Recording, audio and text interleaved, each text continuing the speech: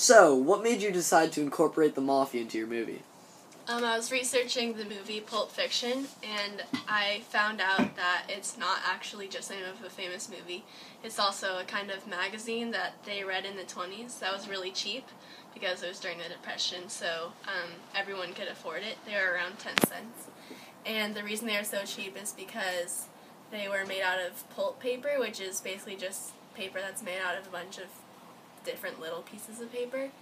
And they were all basically murder mystery type stories. And so we were going to make a mystery movie, but then we just decided to kind of put a crime type theme into the movie. So, tell me more about The Lost Generation. Well, I didn't really know much about The Lost Generation at first. I honestly didn't even know that I thought it was a book at first. I thought to myself, well, that sounds pretty cool. And so I went and tried to find out some more information on it, and I discovered that it was a term for the younger generation after World War I, where, everybody had gone off to the war believing that if you did good things would happen to you. But a lot of good people died in the war, and so everybody kind of lost their moral guidelines that they lived by their entire lives, and so that's why they were a lost generation. But the term became famous because Ernest Hemingway's mentor was getting his car fixed up in a garage in France, and the mechanic, a young mechanic, messed up something on it, and the garage manager started yelling at him and said that they were all part of a lost generation. And when his mentor told Ernest Hemingway about that, he put it in one of his books, and that's how it became really popularized. So, to show that, we have a scene like that in our movie, so here's a sneak peek of that clip.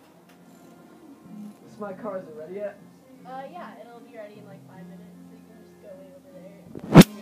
Sounds good to me.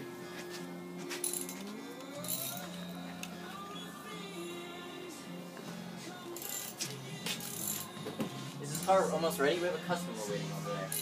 Yeah, it's almost done. I just have to screw this little thing in right here. What did you do right there? I'm just doing... You messed all of this up, the whole thing. No? No, it's ruined. Ugh. I'm gonna have to go talk to the customer. Stop. Just stop. You're all generation perdu! What is that supposed to mean? It means you're all a lost generation. Ever since World War I, when you guys all came back, you've been worthless. Ugh. What inspired you to name the film Two Roads Diverged in a Yellow Wood? Well, as a kid, I was a big fan of the poets Carl Sandburg and Robert Frost, both winners of the Pulitzer Prize. Carl Sandburg won it 3 times, and Robert Frost is, as of now, the current record holder with 4 awards. Robert Frost's works, while strongly rooted in the New England landscape and society, it reflected human fears and tragedies and the complexity of human life. And we chose, we named it Two Roads Diverged in a Yellow Wood after one of my favorite poems by Robert Frost called The Road Not Taken.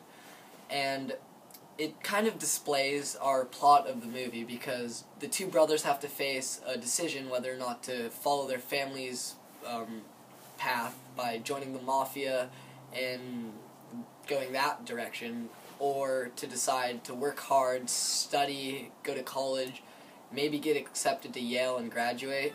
It's filming. 107.7 It was the first Zeppelin song where Frank wrote all the lyrics, something Page was begging him to do for a while. Oh, God.